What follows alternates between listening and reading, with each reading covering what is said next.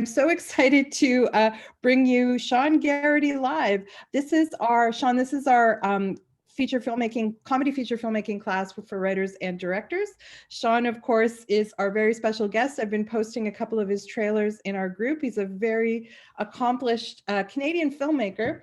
All right, I guess we'll go. Is there anything you want to say to introduce yourself, Sean?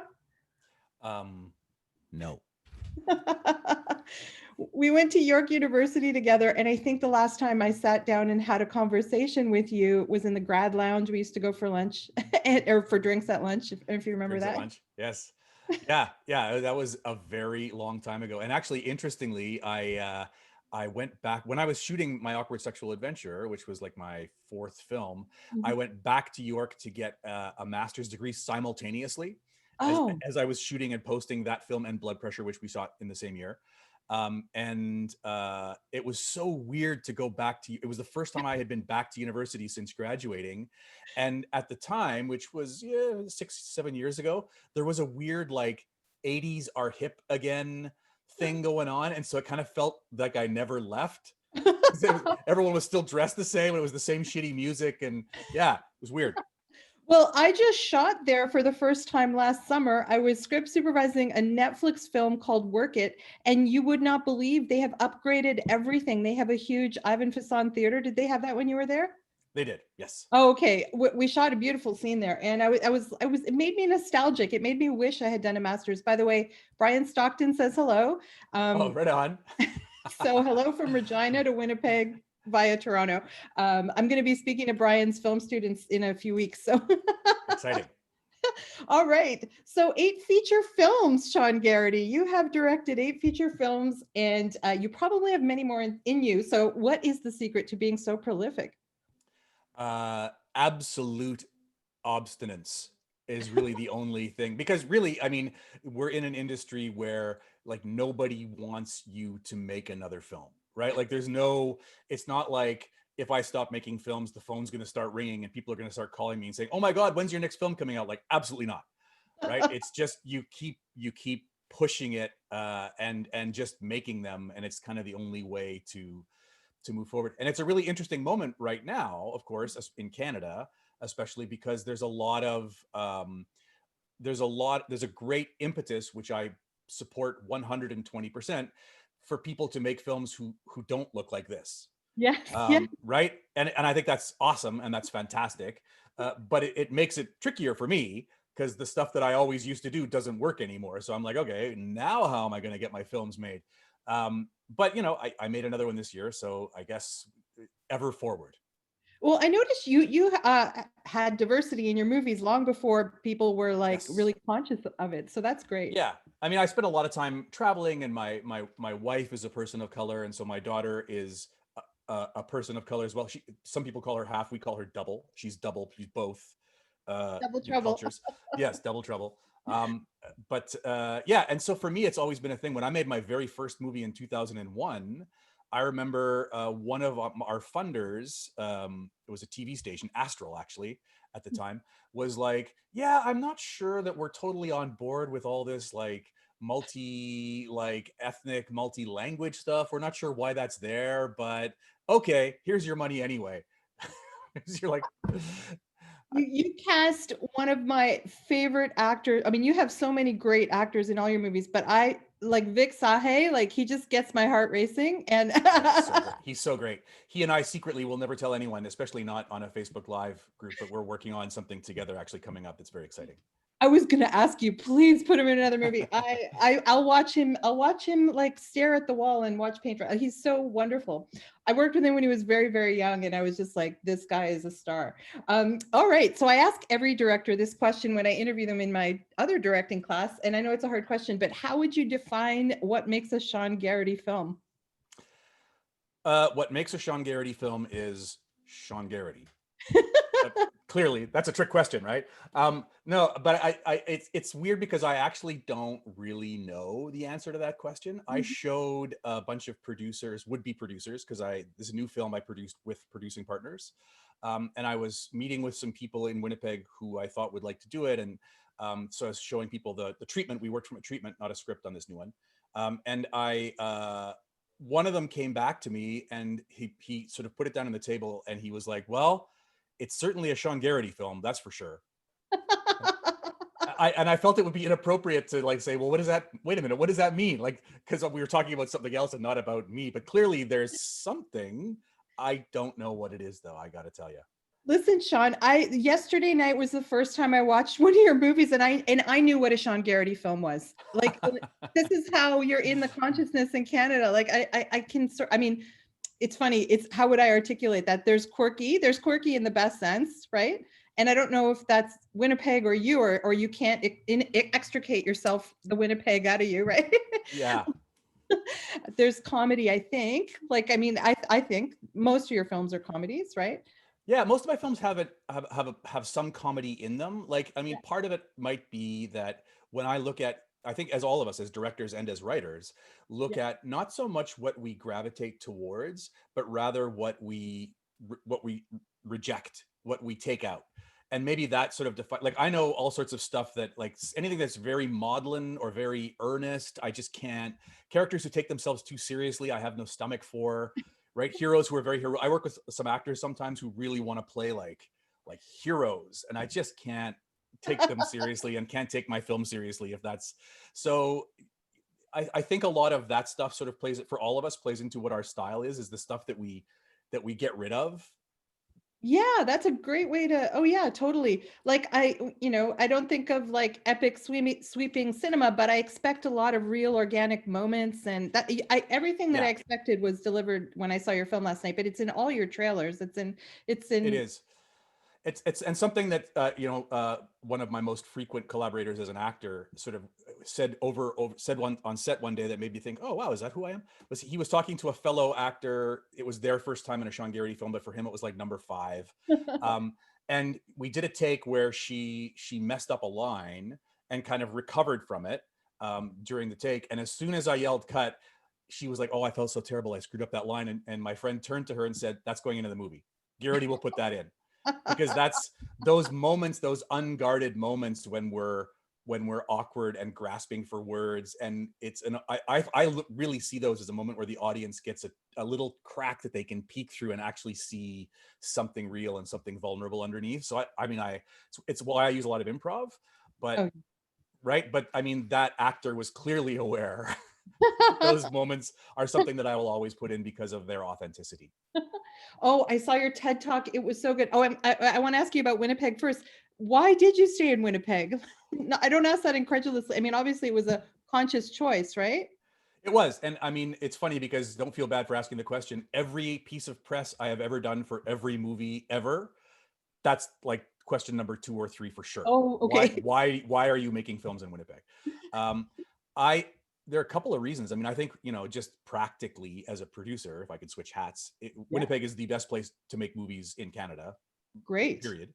We have the best tax credits and costs are low, and we still haven't rotted out the city. Like, you can still knock on someone's door and say, I'd like to shoot here. And they're like, wow, really? In my house, you want to shoot a movie? Really? Like, that still happens here. Whereas in a lot of, Vancouver, Toronto, I think those days are long since, certainly in Montreal, oh my God, those days are long since gone. Um, but also I feel like I've lived in a lot of different places, and there was a moment when I decided to come back to Canada because I was living abroad to start making films. And at the time, I sort of thought, if I want to tell stories that are authentic, and that is a word that for me has a lot of importance in my work, I should really go to a place where I feel like I come from this place and I can tell stories from this place with a sense of authenticity and with a sense of like reflecting the culture of here. And so I place all of my films in Winnipeg, and that's where the press loses their shit. They're like, what? Why would you place a movie in Winnipeg?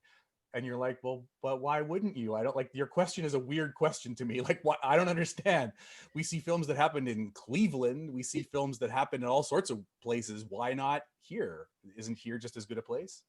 True. It's more the it's more the cold. I had to work on a movie in -30 for like Shazam. We were shooting that at night at -30, and I was like, how do people in Winnipeg do this every single year? Yeah. Yeah. I mean, I will say, because I have shot the new film, actually, our opening scene, uh, is shot, and it was minus 36, I think, out there. And our gimbal actually froze. We were gonna have this beautiful, smooth Hollywood opening shot, and instead it's handheld because our gear froze.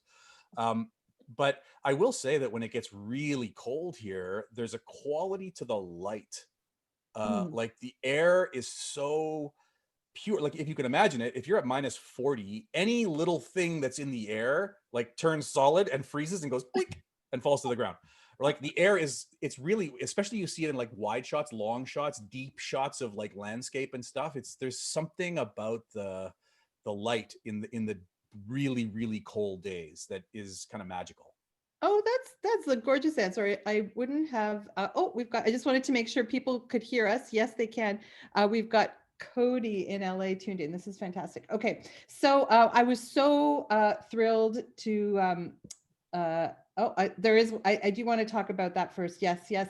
We did. You did say you kind of consider yourself a comedy director, but I was telling my class's story, and I just sort of told you this story earlier. But when I interviewed for A Simple Favor, which was not a comedy, the director Paul Feig is a comedy director, and he said, "I'm going to shoot this film like a comedy," and so he treats comedy as a process more than a genre. And I'm wondering, because he considers himself a comedy filmmaker, no matter what genre he works in, and I wondered how you felt about that. If you feel the same way.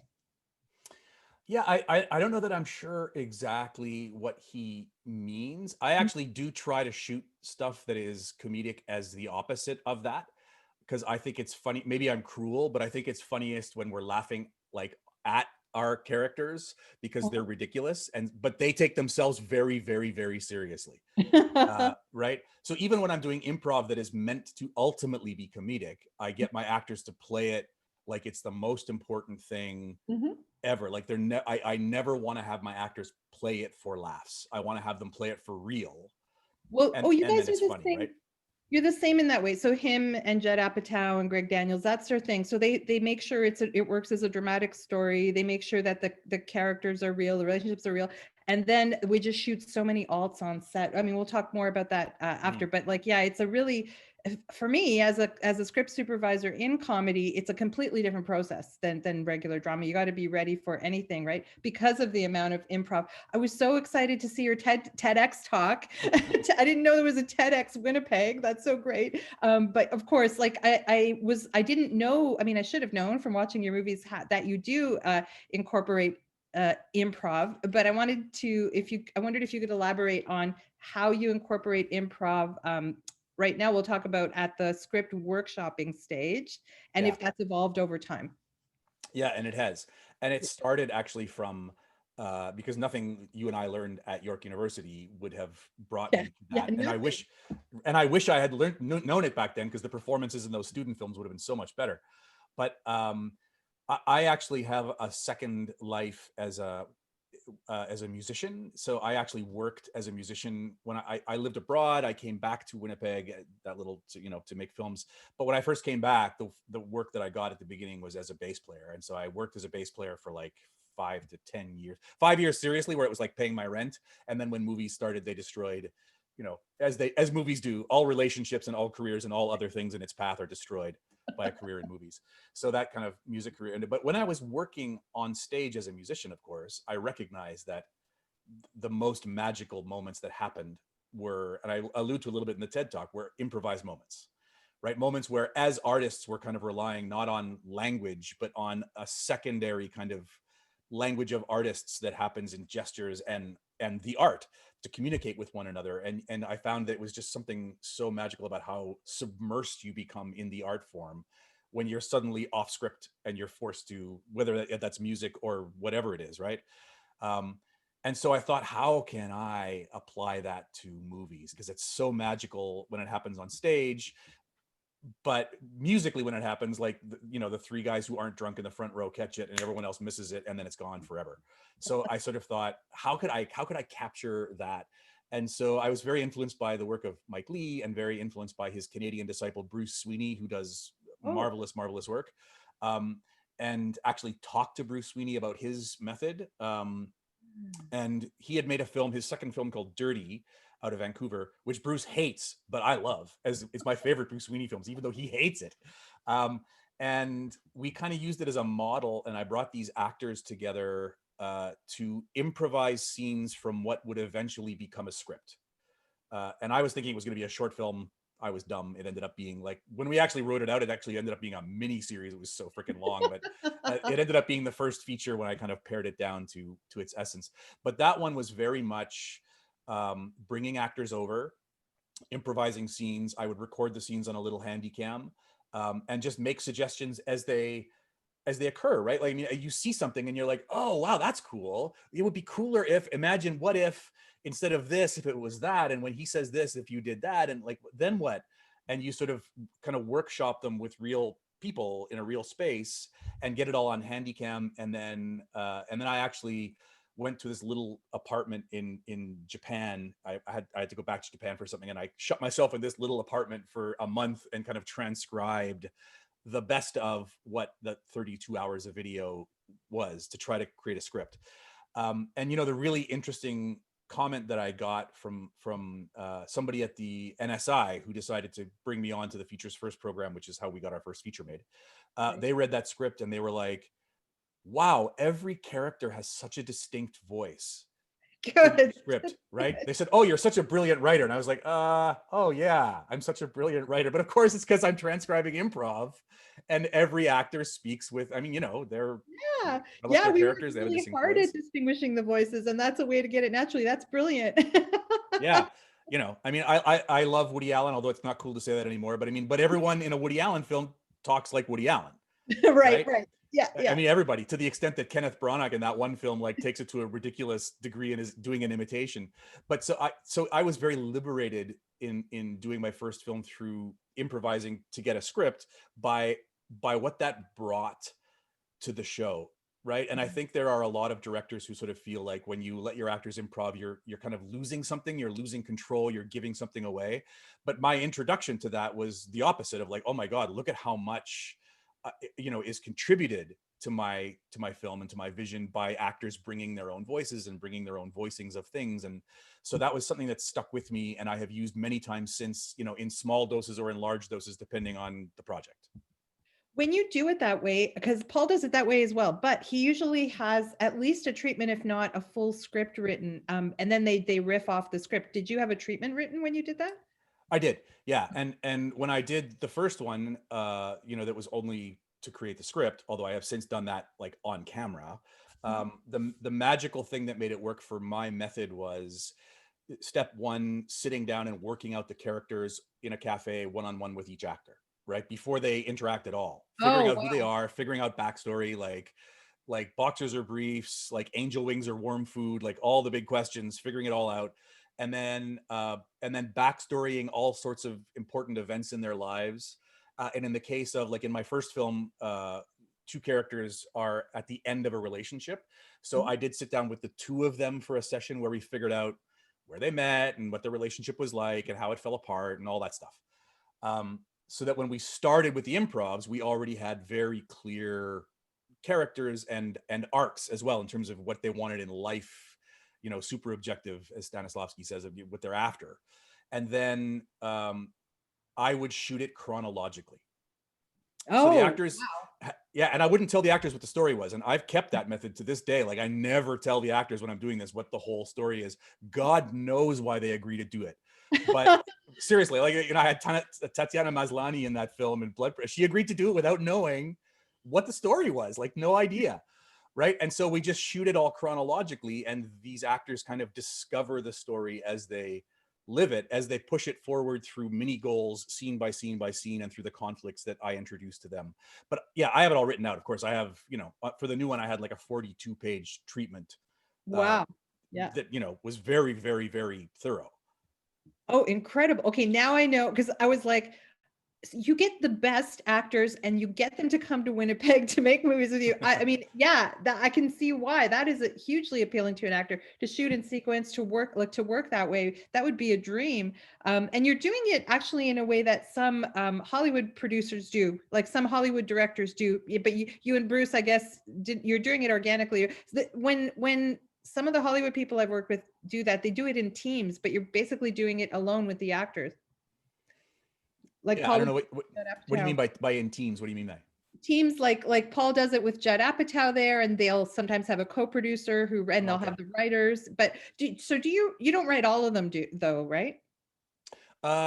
Movies that I have, the eight that I have, that are my official theatrical release eight. Is there any that I didn't write? Well, my I mean, awkward. yeah, Awkward Sexual Adventure, like I'll tell you, because it's a writing class. Yes. I did my first film. Jonas Chernick was one of the actors in that film.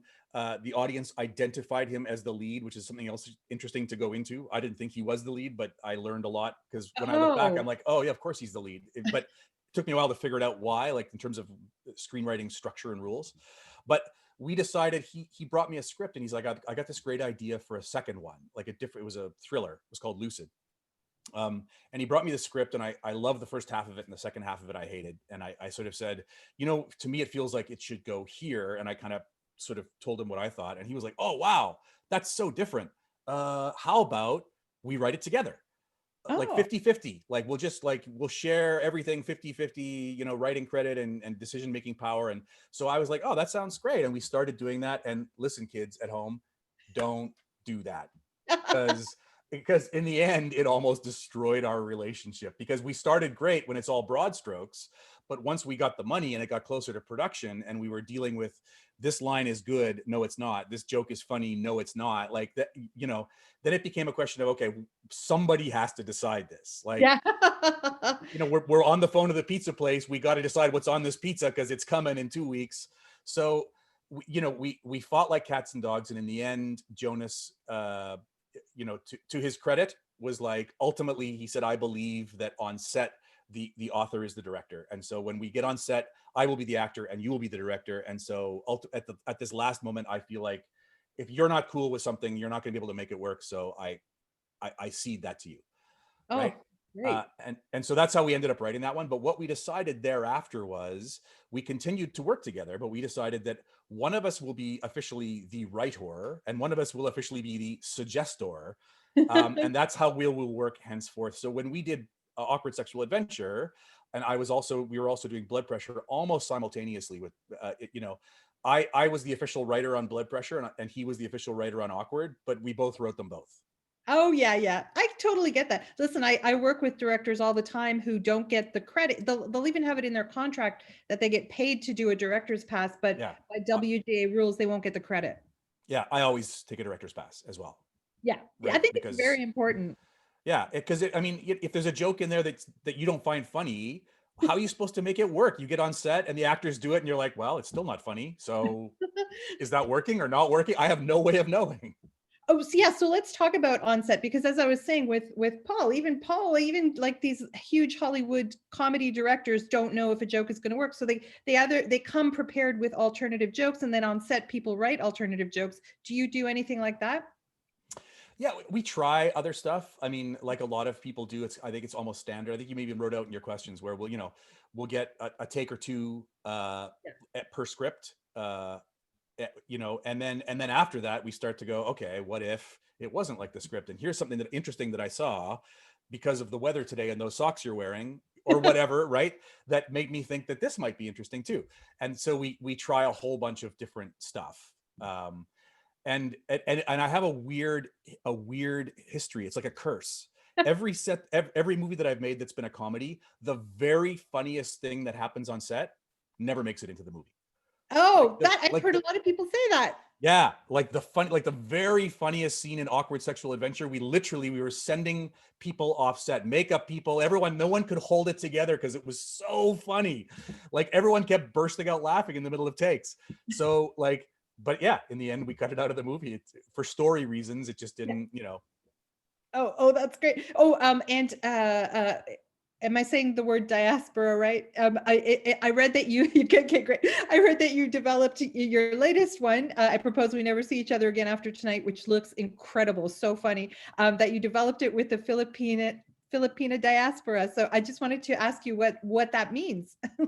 Well, I mean, so many times in my filmmaking, trajectory, I found that this improv and my affection for improv, and like just my eagerness to embrace it every time there's a chance to use it anywhere, really serves me well. And one of them was, it's 2020 and I'm making a film, and in this new film, out of my 29 actors, 20 of them are Filipino Canadians, Oh, great. which is a lot. And Yeah. so there are a couple of scenes where like everybody on screen is Filipino and they're speaking like half Tagalog, half English. It's sort of this Taglish, and there's like family scenes with a lot of Filipinos. And so I sort of thought, okay, I'm not the guy to write those scenes. Oh, So I go in with my treatment. It has to start here. I know there has to be a turn here. I know that the characters kind of start here and they end up here. But aside from that, I kind of rely on my actors to sort of make it authentic and tell it the way that it would happen, right? So that I'm not trying to write a scene between a Filipino Canadian mom and a Filipino Canadian daughter, and I'm sitting down and writing out the dialect, because what do I know, man? So part of that is, I think, not to go too far down this particular rabbit hole, but I mean, I think in 2020, we are struggling, a lot of us, with, we want diverse casts and we want diverse stories in our movies. But then if you go too far, you end up with this voice appropriation question where you sort of say, okay, but who am I to tell that story? And those two things kind of seem to contradict each other, right? Like, okay, well, how do you do one? But so I kind of feel like this is a great solution, like a great workaround. Like I come in and I sort of say, okay, here's a general outline for this scene, but really you guys are kind of going to be the authors of it in terms of the details, in terms of how it plays out, so that it comes across as authentic, but it also comes across as like they have the agency to represent themselves the way that they feel they should be represented. that is a fantastic solution. Did you do that in prep and on set, or did you write the treatment with workshopping with people who speak Tagalog, and or did you save that for set? That was all set. Yeah, I wrote it. I mean, I did pitch a lot of, like, my method is stolen from Robert McKee's book, but where he sort of suggests that you write your story and you keep your story small, like outline sized, and you spend most of your writing time working on that, and you abuse your friends and loved ones by buying them coffee and pitching them your story, and working on it that way, right? Until you feel that the structure, the skeleton of it is like really working well, and then it's time to fatten it out. And so at that phase, I pitched a lot of Filipino friends of mine, Right. as well as a lot of Mennonite friends of mine, because the other lead that gets talked about less, but he's Mennonite, which is a big Oh, community out here. yeah. And so both of those communities, I took groups from those communities and pitched them on the story, and they would sort of say, like the story, hate the story. I'd say, yeah, but how about that scene with her and her mom? Like, would that happen? Would they say that? How would that actually go? And I sort of got a lot of feedback from them at that stage. That's great. I mean, that's literally what we do in our class at every stage. So when we're structuring the skeleton of it, we pitch it to each other. It's a Yeah. great idea to pitch it to people in the specific community that you're writing about and your friends. Like, that's pretty awesome. Okay. I just want to see if I skipped anything. Oh yeah, I did want to ask you about After the Ball, because it seems like such an anomaly. It seems like all your films are auteur, but like that felt like one you were hired for that was Yeah. American. Yeah. So that one, I mean, that's a crazy long story. That one, that is the one of these things is not like the other, in my filmography. And I actually have a secret identity whose name will never be revealed here. That guy, I've heard, makes a lot of Hallmark and Lifetime movies, although, he's not Oh, me. really? Yeah, he's not me. He's a different guy, different IMDb types. Anyway, that guy should have directed After the Ball. But yeah, that movie, they basically, they brought me on. You'll like this story. I They will brought me love. on because I just finished doing Awkward Sexual Adventure, and the producer of that movie, Don Carmody, had seen it somewhere, and laughed himself silly. And so he called me and he was like, Garrity, I'd like you to do this comedy. I'd like you to direct it, because that's how he talks. I'm sure you know Don, right? Yeah. So I was like, when Don Carmody calls and says, I want you to direct a comedy, the answer is obviously yes every time. I was like, of course, I would love to do that. He sends me the script. And oh my God, it's like there's not a single joke. If he hadn't told me it was a comedy, I would not have known it was a comedy. There wasn't one joke that worked in that whole stupid thing. So suddenly I had this real issue, the issue that we talked about before. I thought, if Don thinks this is funny, I can't make it. Like, I can't, because it's not funny and I won't know if any of it's working. So I was very worried because it was going to be a big paycheck and I was going to have to turn him down. I called him up and he was like, I said, I read the script. He's like, what'd you think? And I said, well, what did you think, Don? He's like, it's terrible. It's not funny. There's not a single funny joke in that whole stupid script. That's why I'm hiring you, Garrity. So I was like, oh, okay. This I can do. So we actually rewrote that thing 21 times. Wow. I couldn't believe it's my record for, and over a period of like 4 months, we just, I couldn't believe how much we rewrote that thing. We were constantly rewriting it. And of course, only the Writers Guild writers got credit. Yes. But Yeah. there were like 8 writers involved at different stages. And we did comedy punch-up sessions, and we just like rewrote it and rewrote it and rewrote it and rewrote it. And there were like 8 producers or 10 producers or something. They came and went. There was like a whole army of producers.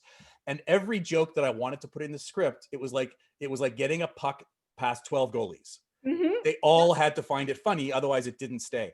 So a lot of the best jokes that I think are still the best jokes in the film didn't get past them. I would be like, okay, but I put it in my back pocket.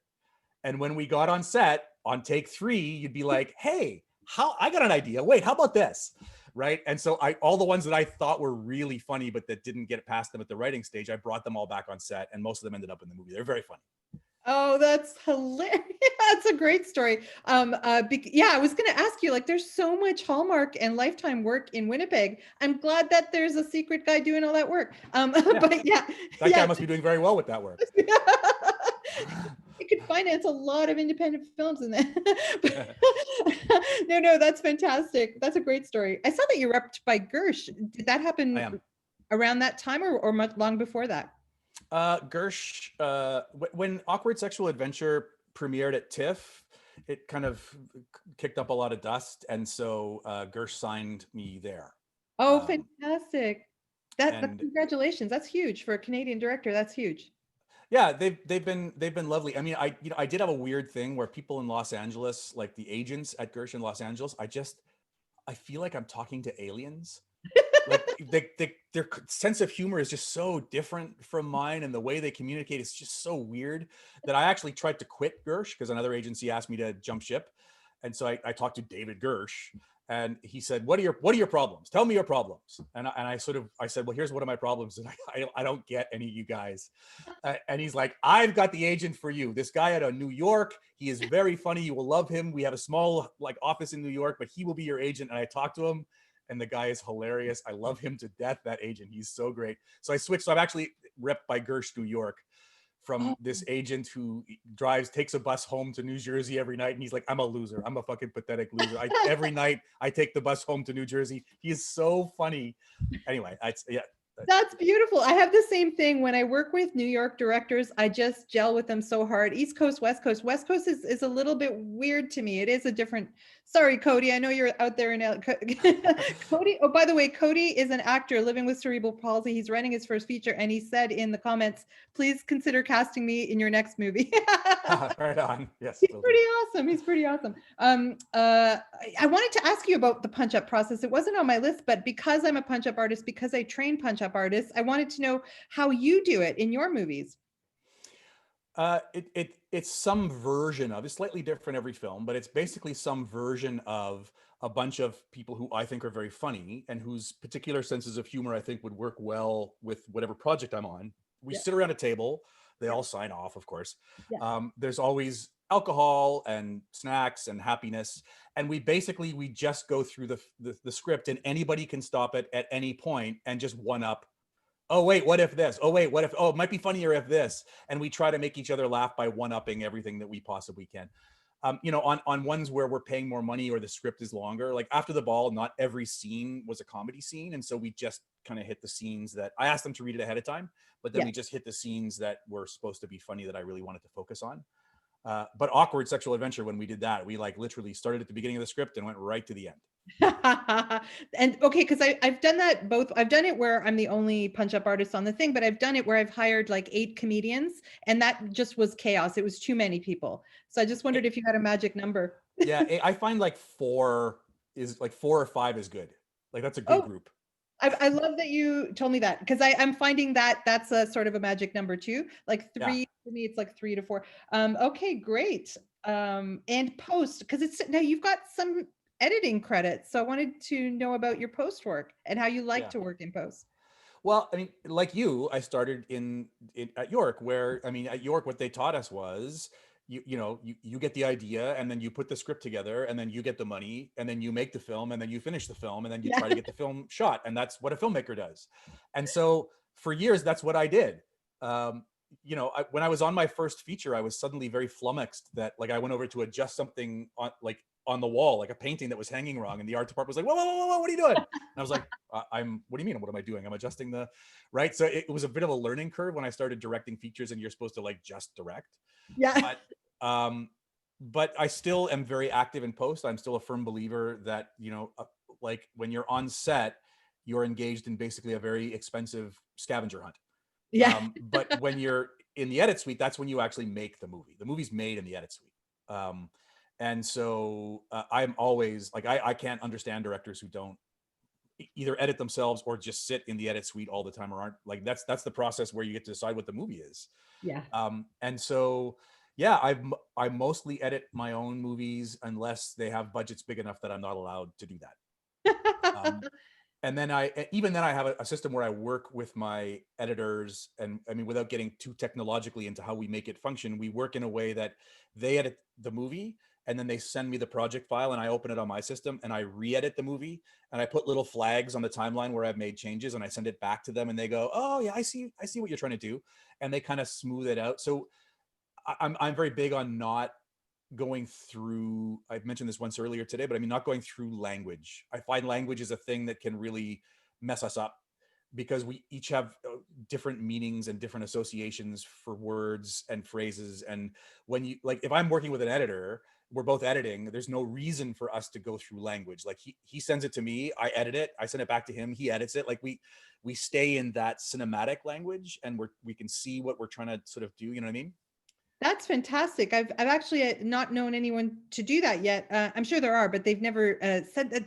That's wonderful, because people either sit right with their editors, or they're just constantly giving notes, or they give it a lot of it to the editor. But that's fantastic. You can physically do the actual cuts and Yeah, go back. we actually gave birth to that method as a result of a -45 February shoot, like edit, where I was working with an editor, and he was like, "Why don't you come over to my place?" And I was like, "No, why don't you come over to my place?" And neither one of us wanted to leave our places because it was so stupidly cold outside. So we were like, "Wait, how about this? Here's the workaround." Oh, that's such a good thing. Oh my God, you're you're painting this picture of Winnipeg.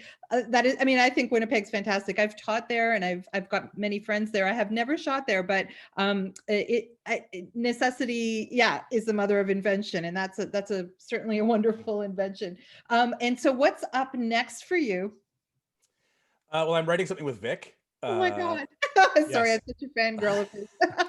Yeah, Vic optioned a play that I thought was fantastic and very, very timely. It is a drama. It's kind of about how divisive politics kind of play out in the living room with a family, right? And so it becomes actually emotionally incredibly intense, this drama, and I just think it's very, very strong work, but has a lot to say about where we are now. And it's what's ironic is that the playwright kind of wrote it about Rob Ford, but when I read it, it felt like it was about Donald Trump, and so it's a very universal kind of, it's basically about just very, very divisive politics and how they can worm their way into our relationships and our everything. That's pretty brilliant. Oh my God. Okay. I've got a political movie that's making the rounds right now in contests, and we're so worried that like, because politics can change. I don't think that kind of divisive politics are going to change overnight though. Right? But No, we're worried that it's got a sadly. shelf life. So I'm glad to hear you're tackling that too. Okay. Let's go to the question. We have time to do, we have 20 minutes to do Q&A, so I'm excited. Okay, so Cody did ask about it. Hi from Regina, says Lauren Fournier. Oh, I didn't realize we had someone. I forgot she was in Regina. Does anyone have any questions? Oh, now there's a little bit of a time delay, so they might not hear me say this for a few seconds. But does anyone have any questions for Sean Garrity about writing or directing, about his life, about Winnipeg? Let's see. And I'm going to also check my phone, because sometimes it comes up faster on my phone than my laptop. Right. Why did Cody write weed? Weed? He just How wrote does weed? How does And weed play into? Cody has a podcast called Getting High with Cody. So maybe that's, I don't know. I've never heard his podcast. So, just but yeah, no, I'm sure we've got questions. Let's see. And if not, I'm sure I can think of some more, or otherwise we'll let you go. Or let's see. Yeah, it says we've got 6 people tuned in, so I'm sure we'll get questions. Okay. You're like, I only know one filmmaker in Canada who's made more films than you. Do you know Joan Carwigan? No. Is that a question that Right. you're asking, or is that's the question? No, that's that. I'm asking you that because Joan is one of my best friends. She's made 9 features. I've script supervised 2 of them. I acted in one of them. She is prolific. Her films are all comedies, and no one's ever heard of her. They self-produce. Her and her husband self-produce. They're all between 1 and 10. The highest one was 10 million, but they're usually around 1 million. Anyway, let's see. We've got a question. A general screenwriting question from Lauren in Regina. Do you tend to know the ending of your story or where things will end up when you start writing? Yeah, always. I mean, for me, always. I start at the end. For me, I'm a big fan of. Do you remember the film? See, you and I are the same age, so I don't know how old people are who are listening, but there was a film called Babette's Feast. Do you remember that film Oh, from? you know, I never saw it, but I remember when it came out. Yes, yes. Yeah, a film from Belgium, I think, or Denmark. I can't remember which. I think it was from Belgium. It was a film where I was. It's also Kurosawa's High and Low was another film that influenced me in this way. Both films, when the film ended and we went to black or to credits, I just remember like jaw hanging down and me going like, "Oh my god!" And I always thought that is what I want to do when I make movies. And this is like 80s, right? I'm thinking that's what Yeah. I want to do. And so every one of my films has been, that I've written, I start with characters, story, and then where does it end? And it's the ending has to be the key piece. And I don't start to actually write until I have that piece, because you got to drive there. Everything has to drive Yeah. there in a Yeah. way that the audience feels that the ending is surprising, but also kind of inevitable. And so yeah, I don't have an idea in my own mind until I have my ending. Oh, yeah, great. I mean, and Lauren, that's the way we've been doing it in class as well. I mean, I tell everybody I don't believe that there's one way to make a movie, but I do sort of teach a very similar process. But I also tell people they should do what works for them and what they want. But yeah, Of course. I agree. I agree that knowing your ending is everything. Any other questions? Right. I think while you're waiting for another question, Mark Twain, I think famously used to write without knowing where it was going, right? And so his books took Really? so long to read because sometimes he'd write himself into a corner and would stop writing, and he believed that he couldn't go back and rewrite. He was like virulently opposed to rewriting. So he would write himself into a corner and then he would stop sometimes for months before he could figure out where it was going to go next. Wow, that That's is. what I studied about Mark Twain. Someone who's a Mark Twain expert might say, Garrity, that's I don't know where you read that on the internet. That might not be true, but I'm pretty sure that's what I read. Well, you know that there's some writers working that way. I saw an interview with Richard Curtis, who wrote Four Weddings and a Funeral and Bridget Jones's Diary, and he said he writes 30 pages a day, but only uses, so he doesn't write treatments. He doesn't believe in treatments. He believes he'll just keep writing and writing and writing. It takes him like a year to write a script. It's crazy. Okay, so Lauren says, yes, I know. Great. Okay. I ask because I often have an idea I'm very excited about, whether for a feature or a TV series that presents some kind of impossible problem, but I don't know how to find closure or figure it out. Any strategies? um, there's a lot of different strategies you could employ. I mean, sometimes what I do when I have a problem in a script, and usually it's in a scene because I say I don't start writing until I've got the ending worked out. But sometimes in a scene or a sequence, I'll sort of say, oh, what if I had this cool complication? And then similarly what Lauren is asking, then I'd be like, well, then how would I get out of that? And something that I sort of do is again write backwards and sort of say, okay, what if the solution was, and suggest something random, a woman walking her dog? That's the solution. So you go, okay, how could that be the solution? And then I kind of write backwards to Mhm. sort of say, okay, maybe in the setup of that complication, I have to include something for which a woman walking her dog is the solution. And how does that? So I start with a solution that maybe just might be visually interesting or funny or whatever it is, it's the right color from what I'm writing at the time, and then work backwards to try to guess how that might be a solution for the problem. Did you hear, Sean, that the Coen brothers will do this? they will get to the next big beat in their film, and they won't move on until they solve the way out of that thing. And it's usually something crazy, because you know their films are, they go, so sometimes they'll work on a beat for like weeks until so Lauren, to answer that question from my point of view is, sometimes you have to brainstorm like 150 to 200 possibilities. I have a teacher like that in LA, Corey Mandel, who would make us brainstorm 150 solutions to the problem for like in one session, and then breathe out, look at everything and go, okay, that can work. But to keep going until you find it, which is another way to do it. So now we have Clint Fleener near Sacramento, California. He says, I might have missed it as I'm a bit late, but can you talk a bit about producing and directing your own material? Like, how so, Clint, though? Oh, is it like, I guess he's saying, is it tough to do both at the same time? To do both at the same time. Well, I mean, I do trade off hats. What's tricky isn't producing and directing at the same time, which I find, you know, as you and I discussed, is coming from the university film school experience. That's the way that you make a film. You know, of course you produce and direct. That's how you do it. Yeah. But it has made it difficult for me sometimes when I do other movies where somebody else is producing, because you kind of, as a producer director, I produce in order to direct, meaning, Yeah. you know, if there's no money for a second camera, I'm not going to start thinking about the transport department, because I'm be like, no, I don't have money for a second camera yet. People can drive there themselves, right? And so sometimes when you work with other producers, they're like, yeah, we have to cut days because we're paying for some stupid thing. And you're like, what? Why would you pay for that and cut days? That makes no sense. But of course, they're coming at it from a different perspective, right? As a director, I come at it from the perspective of I produce in order to be able to direct. And so the producing serves the direction. But that's not everybody's thing, especially when you're doing some of these TV movies. That's not why people are necessarily doing it, right? So it becomes frustrating for me to go onto those shows and watch like stupid producing decisions and just go, oh my God, tell me again why I don't have a second camera today. Why?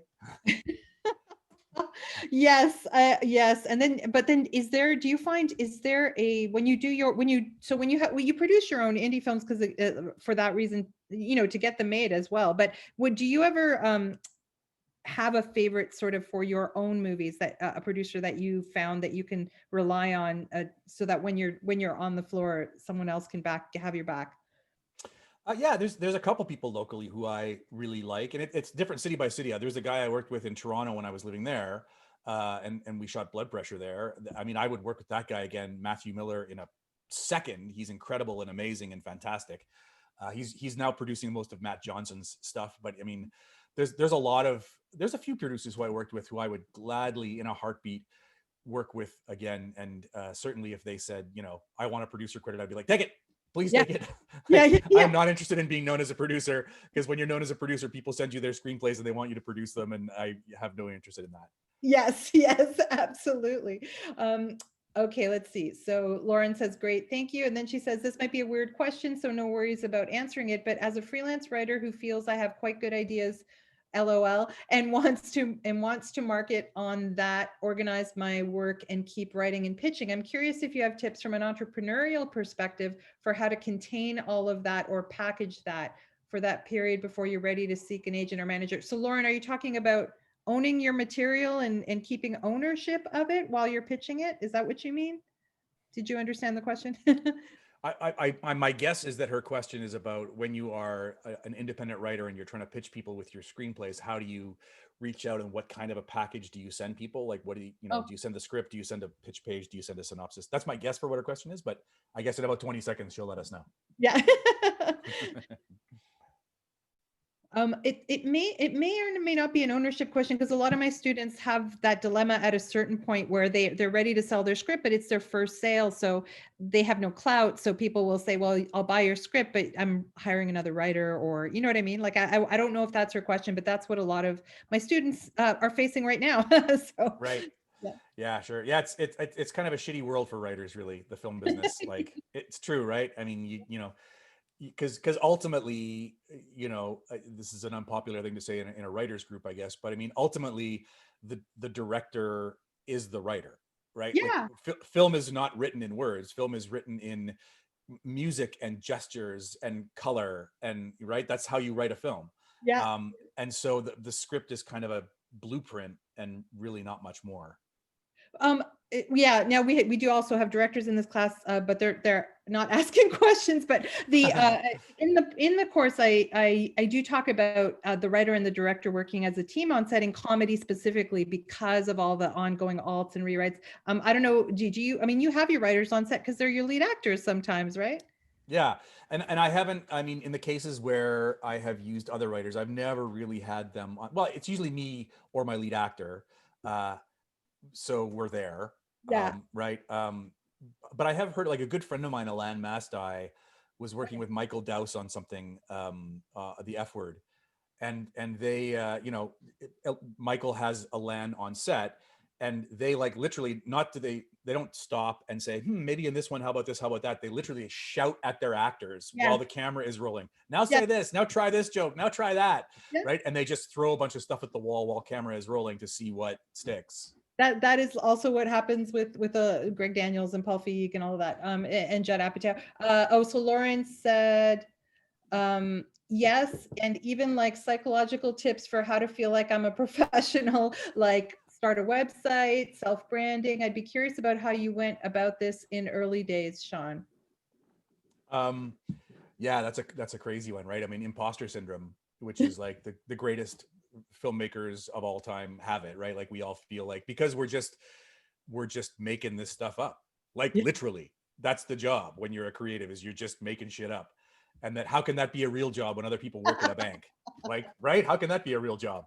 Um, but I think, if it's really, if you decide that it's real and that's what you're doing, then it's real and that's what you're doing. Really, that's all there is to it. No one can come and tell you, oh, you're great. I remember the Canadian Film Center called me in once to do some, I can't remember what we were doing. We were looking at short film pitches or something that the students there were doing. And there was a student at the CFC that year who had decided that she wasn't a filmmaker. And everyone who worked at the CFC was like, she's brilliant and her ideas are brilliant and her scripts are brilliant. And the short work that she done is amazing. And her work with actors is fantastic. And we really want to push her towards doing more work, better work. But she's just recently, and really, I sat down to talk to her as we had these one-on-one sessions, and she was just like, yeah, it's not real. It's none of this is, I don't, believe it. We're just making up shit and then it happens. Like, that's not, but she psyched herself out of being a writer. Like, she didn't finish that year, I'm told. And like, she's not making films. I haven't seen her since. Oh my God. So, I mentor there, and every year there's people who drop out. One year almost the entire program dropped out. It was kind of shocking.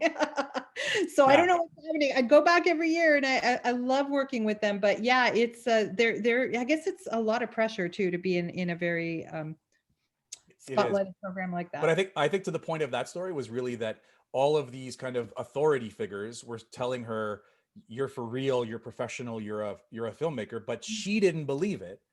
Oh So yes. it wasn't real. It's funny though. Yeah, for me, like I thought when I got into the WGC that I'm like, okay, now I'm a professional writer, but I really didn't feel like it till this year. Like this year, this is what, 30 years since we've graduated York. Now Wow. I'm a professional writer because that's how long it took me to accept it in my brain. Wise words, thank you, says Lauren. Great. Great. Yeah, I think Lauren, you got to commit to it every day too, right? If you're writing every day or doing, and listen, I don't literally write every day, but I do something involving my writing career every day now because that's how I identify myself. Yeah. All right. No more. And I Okay. think I Yeah. was going to say, just the other thing about that, which, I'm sure you have gone over it actually many times, and you see it in all sorts of books about writing, is the idea of like making time for it. That's actually like, you have to believe that you are booked for that time. Like, if you decide, I'm going to write from 10 to 12 tomorrow, or 10 to 1, or whatever it is, then when someone calls and says, hey man, can you get together for a coffee, because I got to tell you how I broke up with my girlfriend or whatever, the answer is no, I'm busy. Like, I'm actually, no, I, before or after is fine, but that time, because so many of us, we sort of decide that we're going to write, but then something else comes up with a different project or something, and someone says, can we meet, the only time I can meet is noon. And instead of saying, okay, well then I guess we're gonna have to meet tomorrow, we go like, well, yeah, okay, yeah, I guess I can, cut my writing short or whatever. But you can't do that. Like, if you're Yeah. gonna write, a big part of it is like, I write for this amount of time every day. Like, what I do is I write mornings. So Yeah. morning, I am not available. Like, I'm not available because I'm writing.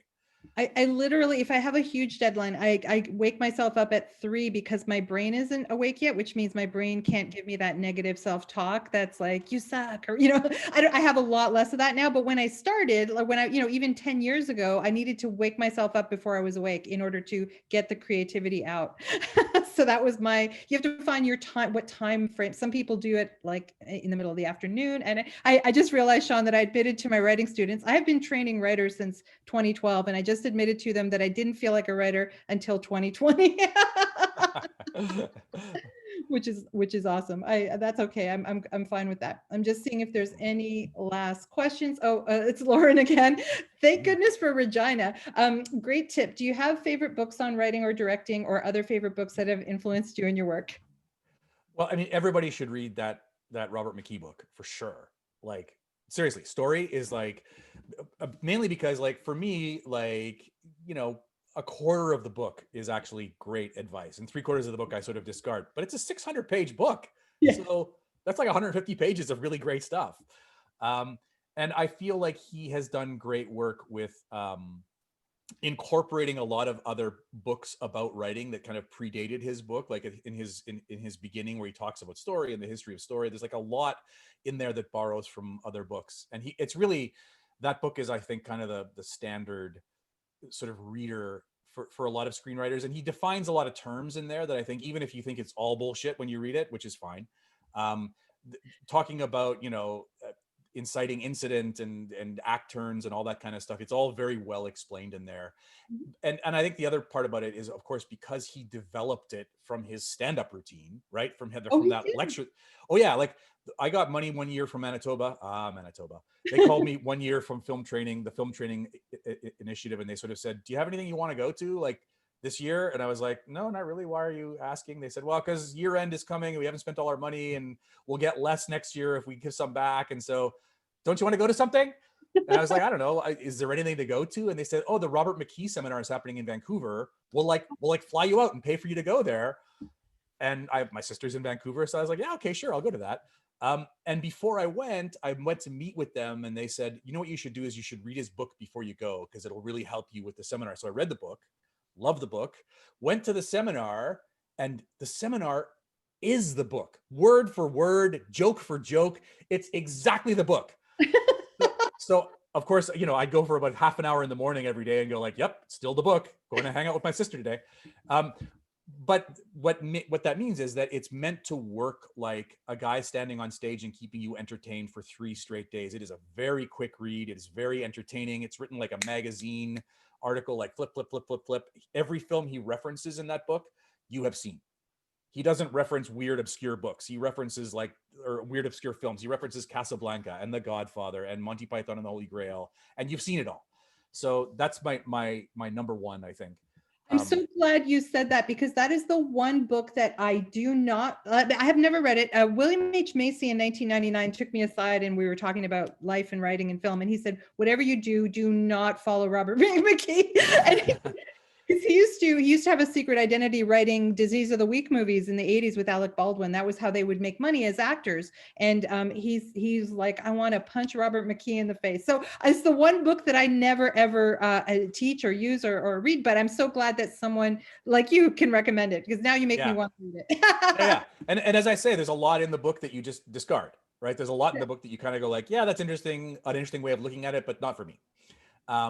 But the other stuff in there is great. It's gold. Yeah. Oh, that's great. Well, I mean, obviously it's helped a lot of people. Oh, Ginger in San Francisco asks, "Thank you, first of all, for being here. LOL. How long until you made your first film out of film school? What did it take to get it done? The thing I should keep in mind." Well, my first feature film was unfortunately a sneaky shortcut that I doubt anyone else will be lucky enough to, because it was supposed to be a short film. We were talking about it earlier. I improvised with my actors, trying to get a script for a short film, but it was so much stuff that it turned into a feature in terms of the script.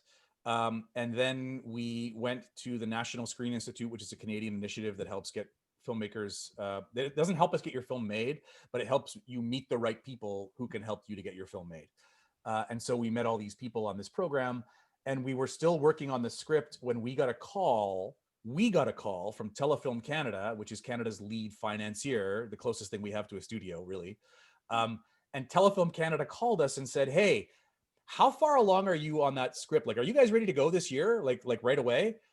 And later on, what we figured out was there was a federal election coming up, and the sitting prime minister, Jean Chrétien, wanted to put $13 million of arts funding. Like, he wanted to put it on the floor. Like, people are shooting with this money. And so he basically sent this, incentive down to Telefilm Canada, like, here's the money, but you guys got to give it to people who can shoot right now. So yeah, we got a call, and they were like, are you ready to go? And of course, we weren't anywhere near ready to go, but we said, of course we are. Yeah, we could start tomorrow. And so, one thing, as soon as we wrote the first draft of that script, and basically within a year, we were shooting it. Oh, amazing. Amazing. I've got a script in front of Telefilm right now. So I hope this is one of those years. It's one of those years for BIPOC creators. So my director is BIPOC. So it could happen, but we've got a script in front of them right now. So Ginger, the advice is go apply for money from a government body, which probably doesn't exist in the US, but be very lucky. But yeah, just keep writing, because what you had something to start with, and then lie to people and say, yes, it's done. That's right. I mean, ultimately a great script is, I do believe that a great script will always find its way to getting made, right? Like if the script is really, really good, everybody's looking for good material. Right. And so if it's great, I mean, there's this thing that I've heard, and it's true, and it drives me crazy. If you're giving a script to someone and you feel like you have to sort of say, there's some stuff you're not really going to like about it, like it's not totally there yet, but give it a read. Don't give it to people then. That's the wrong, you have to think yourself that it's done and it's great, and it's gonna, like, you should be envious of their experience of reading your script for the first time and being carried along by this amazing story and the amazing ending that it has, that's going to make them weep alone in their apartments at night when they finish reading it, because they thought they were just going to read 5 pages, but they ended up reading the whole thing instead. But I mean, you keep writing your script until it gets there, right? And then you hand it to people. If it's really good, man, it will get made. Yeah. Oh, that's great. Okay, we'll end on that very positive, wonderful note. Thank you so much. Thank you so much for your time. It was so nice to talk to you again. We both had a lot more hair back then. I was just remembering. It was like 1990. Anyway, really, really thank you. I look forward to seeing your newest, and I also want to see Borealis. I don't know where I can see it, but I would love to see that. As I saw the trailer, I'm like, this is my jam. Yeah, I think it was on, I'm not sure if it's still on Netflix. It was on Netflix, but I never know where they, I mean, it's on something. It's on Amazon or iTunes or something. I don't know. Now after the ball is playing, but I had no interest in seeing it, even though, Good call. It's just me. Anyway, thank you so much. Talk to you at some point, and congratulations on all your success in film school. Thank you. Yeah, well, you too. Okay, we'll talk to you again soon. Yep. Bye.